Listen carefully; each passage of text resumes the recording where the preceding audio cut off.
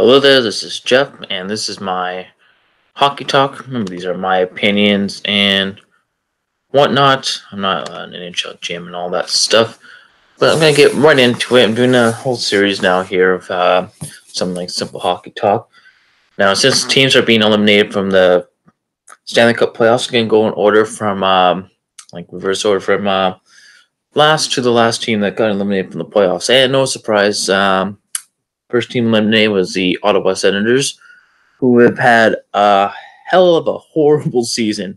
And I know a lot of these videos are kind of going to be like that, like they've had a bad season and all that. Until we get up to the top parts, the last teams that are finished eliminated from the playoffs, that you will see that they weren't that bad. Anyway, so Ottawa was the first one eliminated, and it's not really a surprise. Everyone kind of really saw this from the beginning coming up. It was just like it was a mess from the get-go. They kept their coach in Guy Boucher, and then they started trading everybody away. Wow, the whole rift with Mike Hoffman, Erik Karlsson, done. Both were traded. Actually, ironically, both were traded to San Jose, obviously in separate transactions, with Hoffman going to San Jose and then being traded to Florida. I don't get. See, I don't get the trade all together. I don't get the Ottawa sending Hoffman to San Jose in the first place. Mike Hoffman's a pretty decent hockey player, goal scoring, something you want in the league. But then when San Jose traded him away, it's like, well, good. But anyway, that's not what we're talking about today. And then later, just before the season started, Erik Karlsson was traded to San Jose, and Erik Karlsson's a pretty heck of a player. Do I like what they got back? I'll have to just double check. I don't totally mind it, but I don't think they got enough. Like, I would have liked to see some draft picks and stuff and all that. So anyway, their season started. It looked like for a while they were doing all right, not too bad. Some 500 hockey, but there were just other things going on there. And there was an incident sometime in November. Part of the team, they were down in Phoenix, and they were trash talking the coach. It was filmed by an Uber driver, and they were just they were doing that. So kind of when it got out, it was kind of like, well, it's just already a messy situation with the team owner, which is already a lunatic, going like,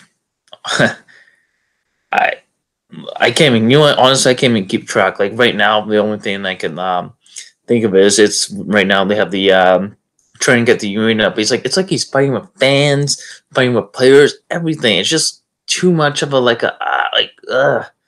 much interference. We don't want to hear from the owners. Just too much. Right? Well, I don't know. It's like a big soap opera, but anyways, it doesn't matter. But the trade deadline, it was a mass exodus. Gone. Everybody gone. Mark Stone was gone. Matt Duchene was gone. Ryan Dzingel was gone. And these are some pretty. These were over 20 goal scorers. They're going to be. I think most of them now have 30 goals. If Duchene and Dzingel went to Columbus, and Stone went to Golden Knights.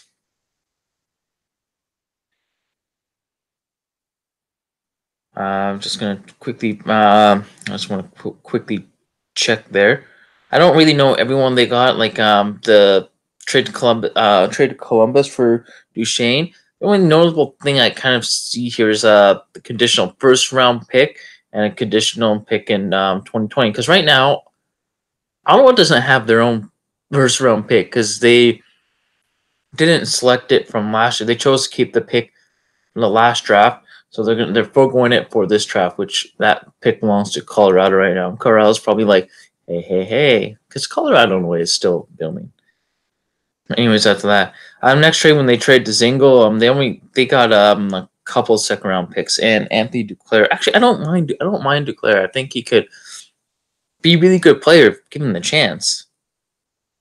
And then for the Mark Stone one, it was Dallas' second round pick, Erik Brannstrom and Oscar Lindbergh. Erik Brannstrom's supposed to be like the centerpiece of the deal, so I guess we'll see.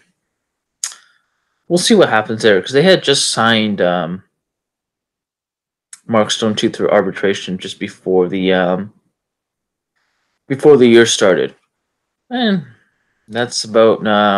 But Ottawa was eliminated early in March. We all saw it coming. And then they fired Guy Boucher. Right now they have Mark Crawford taking on an interim basis, and I think he should be their. I think he should be their next coach. As for now, what does Ottawa do from here? They just gotta keep rebuilding and get some duct tape and shut their owner up.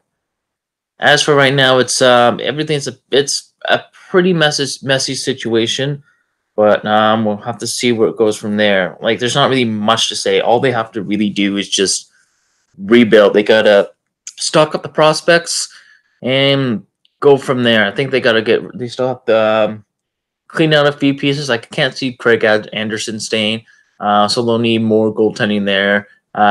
They got to get more pieces on the D, and they have to just figure out too, like, where they want to go with this. Start with the coach, add the players from the draft, go from there, see what happens. But it's gonna be I don't think it's gonna be as tough as everybody thinks, because I think they have some good pieces. But for now, we'll see where they're.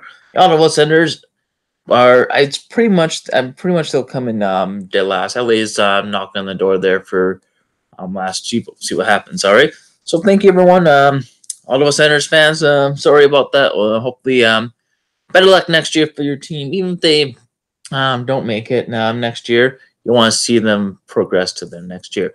Tell me your thoughts and opinions down in the comments. Thanks for watching, everybody.